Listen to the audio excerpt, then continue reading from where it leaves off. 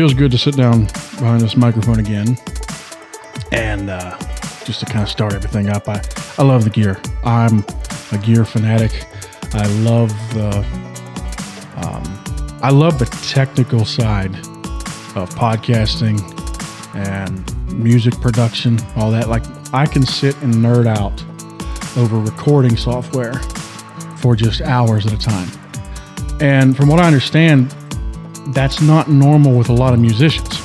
Like, some musicians will enjoy the recording process, and others that I've bumped into that are good musicians, they're like, I don't see how you do it. I don't get the thrill that you get from it. And so yeah, I love the technical side of things, like this podcast rig we got here. I mean, I enjoy it. I enjoy learning different things about it. Just the different workflows and stuff that I can figure out. I'm a big fan. So we've been kind of silent this week as far as releasing a podcast, and I want to tell you a little bit why. I'm sure that Missie will talk a little bit more about this when she comes on. And we do want to start getting back to a more regular release schedule. But then again, I've thought about this before too. And I do, like, my goal is to put out one episode per week, if not more than that. But there are times that it just doesn't work out. So I think I'm kind of getting to the point where I don't really stress if we don't make it out every week. We just try our best. And I know that consistency is key. I do understand that. So, but at the same time, everybody's got lives, and I don't want to stop the presses or what a stupid way to say it. Why did I say stop the presses? I don't want to lose my mind if we don't get one episode out every week. Man, the amount of episodes too that we have lined up in the future. So we've got the bull rider that we sponsored, Grady. He's coming on, and I want to talk to him because he's got a lot more guts than I ever even pretended to have. And we'll talk to him, and he wore our name on the back of his shirt at their finals. So that was pretty cool. We were all pretty hyped up about that. I love bull riding. I love it to death. It's a very manly sport. It's a extreme sport, and it's one of those things. It's almost like watching NASCAR, which I love as well. I don't know if I'm going to release the video of this or not, but if I do, you can see the Goodyear hat, which means I'm back on the NASCAR bandwagon. But NASCAR and bull riding are very similar because people basically watch just to see who's going to get messed up. That's what it's about. And yeah, some of us, we do get technical and we get into all the, let's follow the points and, who's the better bull rider and look at this technique and all that. Yeah. But at the end of the day, it's all about who's going to get tore up. That's what we're looking for. That doesn't mean we're necessarily rooting for someone to get hurt. Not at all. But it's people doing crazy, dangerous stuff, and humans like to watch people do crazy, dangerous stuff. Anyways, I am way off track here. So, I was going over the upcoming episodes we have. So that's one of them that we have. I would say there's probably, if I had to estimate, probably 10 potential episodes that we have. It's just a matter of scheduling. Life gets busy and trying to get everybody set down. And hey, let's nail down this exact date. That could be hard to do, but we're still looking at it. So we've got several coming up, but one of the reasons you haven't heard much this week is some of you all will probably remember that Missie talked about the complications that she had after Anderson was born. And Anderson is almost 9 months old.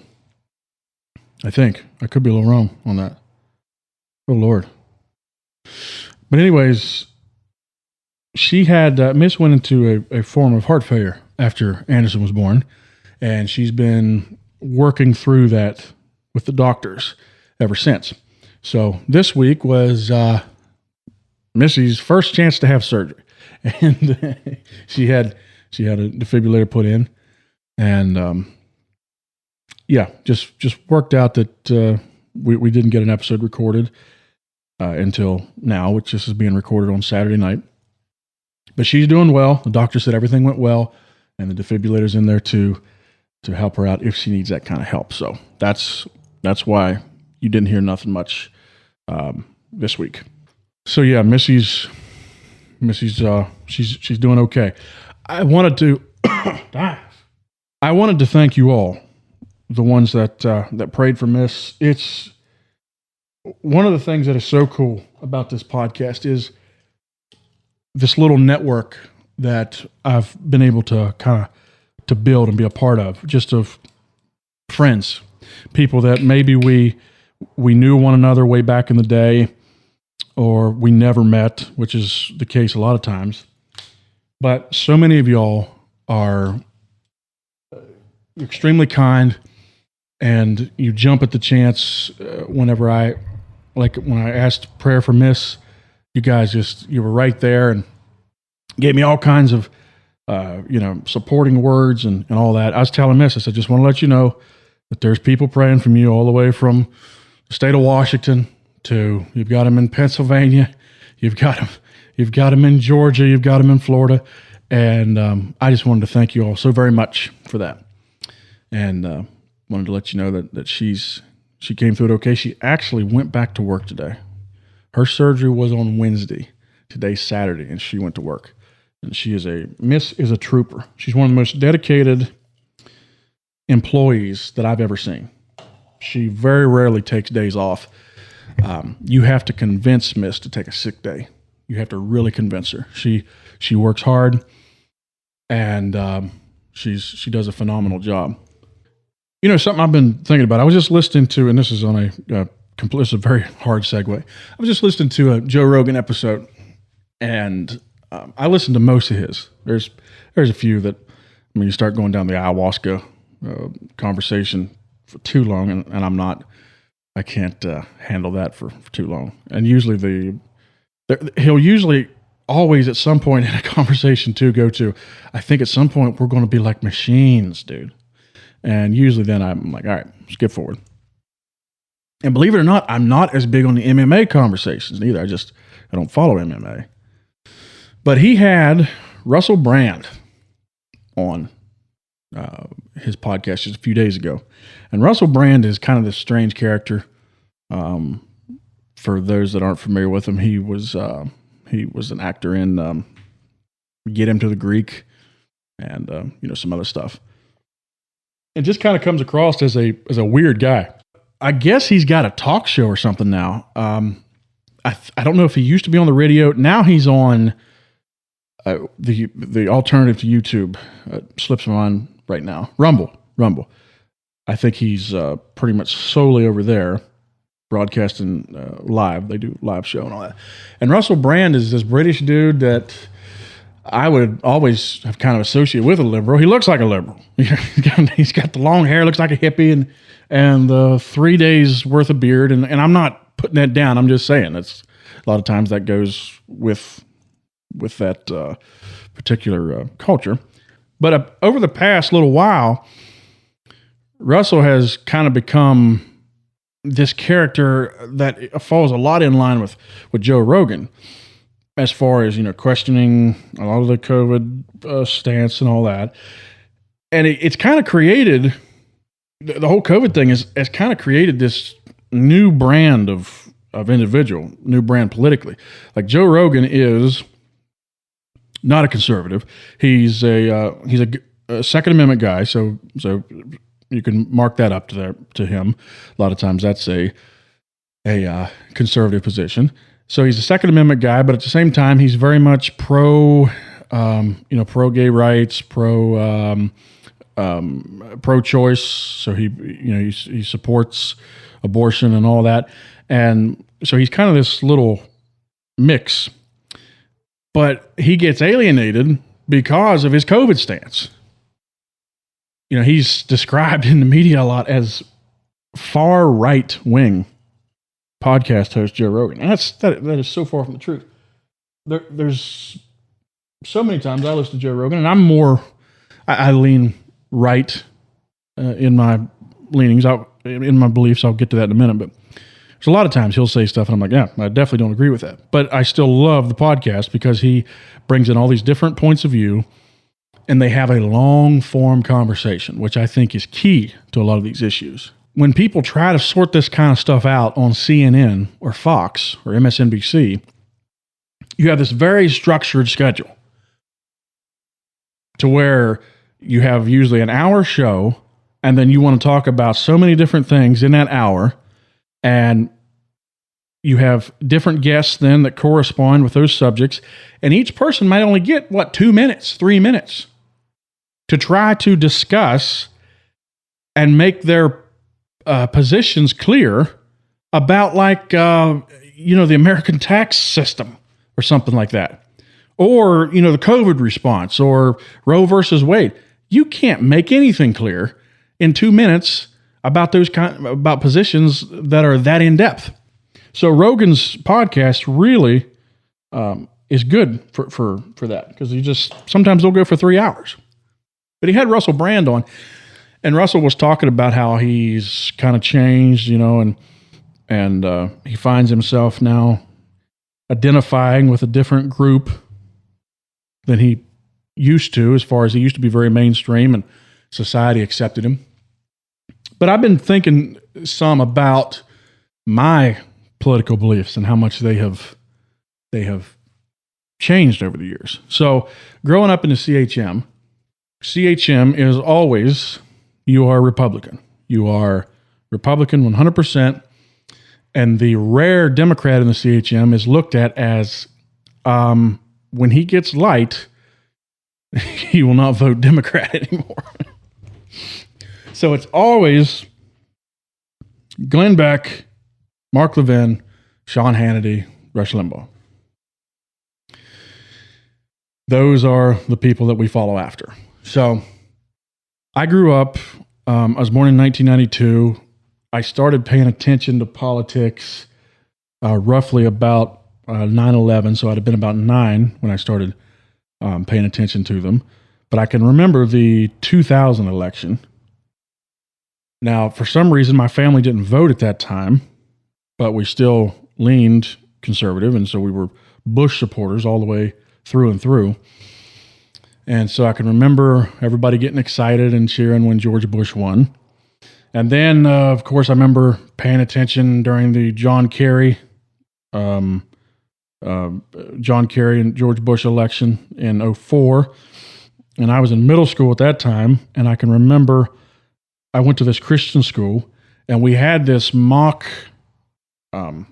election.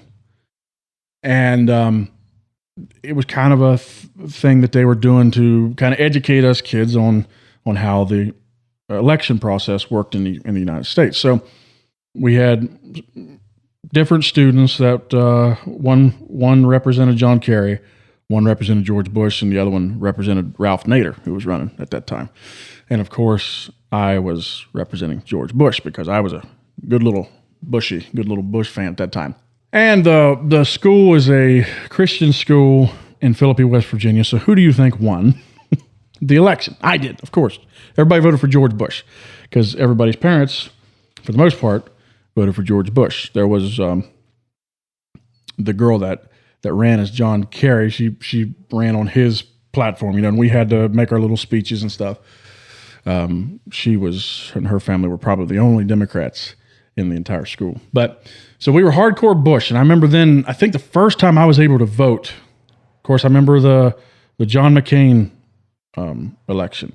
And the first time I was able to vote for president was Mitt Romney. And of course, boom, let's go. Yes, Mitt Romney's such a wonderful man. Let's go vote for Mitt Romney. Just he's Mormon. He's Mormon, but, we can overlook that. We believe he's a good man. And of course, Mitt Romney didn't win. And by this time, by the time that the Trump thing rolls around, I'm married and out working. But I'd started listening to some other podcasts and stuff. I started listening to some hunting podcasts. And these guys were big on public land. Public land is like, the national parks, national forest, There's also state public land. Like, we got the Pleasant Creek Wildlife Management Area, not too far away from where I'm at in West Virginia, and multiple stuff like that. That's public land. And the reason that a lot of hunters are big on that is because that is for the public to go use. You can go hunt without having to have convince someone that owns 100 acres to let you hunt on their property. You can go hunt the public land. And I would hear these guys, and they would down Republicans a lot, especially in their area. They were mainly focused out west. And they would down a lot of the Republicans. And I'm like, And I'd always heard, like Mark Levin and a lot of these people be like, the federal government owns too much land. They own too much land. They need to turn that back over to the states. And these hunters were making the case that, no, because what the state does then, in a lot of the western states, is they either sell that off to a private interest or they lease it, and then that's not public land anymore. We as the general public don't have access to hunt and fish and camp in that section of the great outdoors. And as much as I thought that everything Mark Levin said was gospel, I still like Mark. That was one of the things that made me start start changing my mind a little bit. That made me start to realize that I'm a fan of public land too. I want there to be public land. Because I grew up going to Cheat Mountain, which is in the Monongahela National Forest. And I know from experience in West Virginia, a lot of times if people own property, they just put the posted signs to it, and you're not allowed over there. And Cheat Mountain has always had this great place in my heart. Still does to this day. And I got to thinking, I was like, well, if we didn't have public land, I couldn't go there. Somebody would own that. They'd timber it off, or they'd run a strip mine on it, or put a coal mine on it, or, gas and oil would get in there. And all those things are fine. But public land kind of helps to preserve some of these little sections to where we can then go, have fun on them. Go hunt and fish and camp. So I noticed that, and then there was some different things. I remember like Trump. I think Trump actually helped me change my political beliefs a little bit, because you would always hear the hardcore conservatives when Trump was running. Trump would be like, talking about fair trade and all this, that, and the other. And before that, pretty much anything that the conservative talking points was, whatever Glenn Beck said, not necessarily Glenn Beck as much, but like Rush or Sean or Mark Levin, I was like, oh, well, yeah, that's obviously the best position to have. But Trump actually bumped up against some of those traditional conservative positions and made me realize that, I'm not as hardcore conservative in my politics as I thought I was.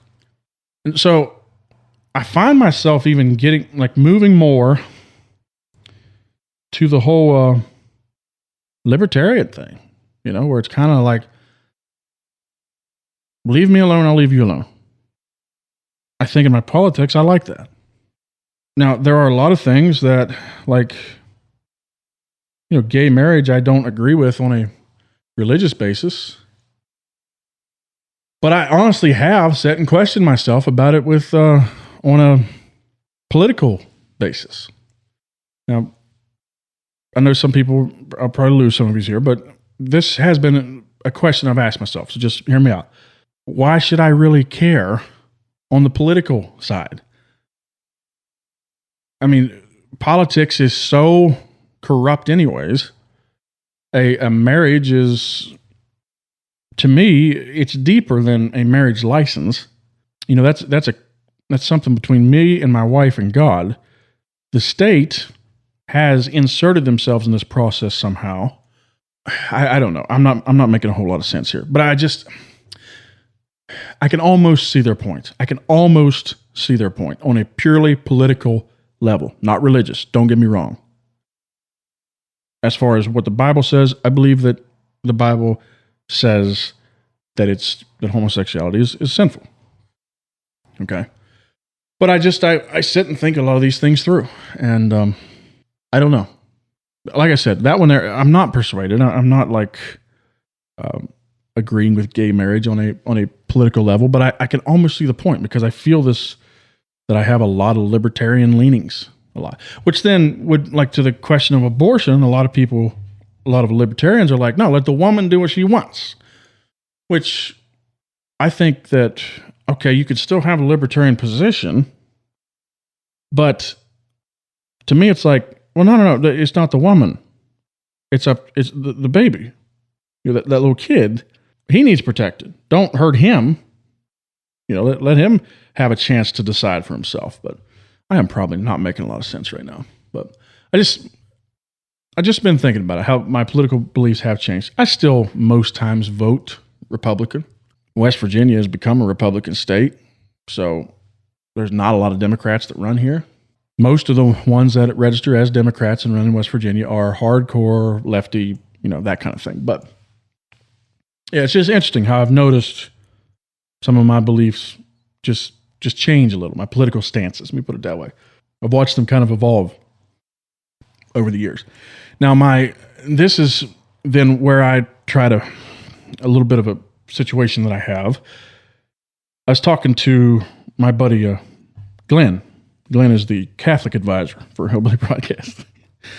And he believes that politics and religion, like we as Christians should focus very hard on the political scene and push back against the left-wing culture and therefore absolutely oppose gay marriage and all that.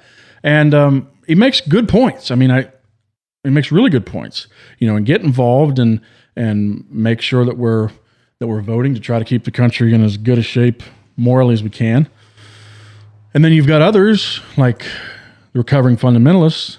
They like to separate politics and religion almost completely, to where it's like, yeah, I can vote for Donald Trump, but I'm not going to de-Christianize somebody that disagrees with my political beliefs. And I'm not saying that Glenn would do that. I'm not saying that at all. It's just kind of two different sides of how Christians view politics. A lot of like I've got a Reformed buddy, lives up in close to WVU, very heavy involved in culture because they believe that the end times are not necessarily here, and that it's what do they call it? Postmillennialism. Don't ask me to explain it in detail. I barely have a grasp of it myself, but they think that we very much need to be working in the culture for generations to come. So therefore, yes, they really believe we should be involved in politics. So I don't know. I don't really know where to stand on that one. Should I, do everything I can to get gay marriage revoked because I disagree with it on a religious basis? Or should I just pull the libertarian thing and be like, whatever. We lost that fight. I'm not like overjoyed about it. I'm not happy about it. About something that I think is wrong being legalized, but at the same time, it's not against the law to get drunk. I think that's a sin. You know what I mean? I don't know exactly where to put that, but anyhow, I am rambling, and I'm going to cut it off. I'm probably getting myself in trouble. I'm giving these preachers some ammunition. Phil Sparks is talking about how he loves gay marriage. I can hear it now. Oh, well. All right. I'll let you go. We'll do some more of this later on, I'm sure. Love you. Bye.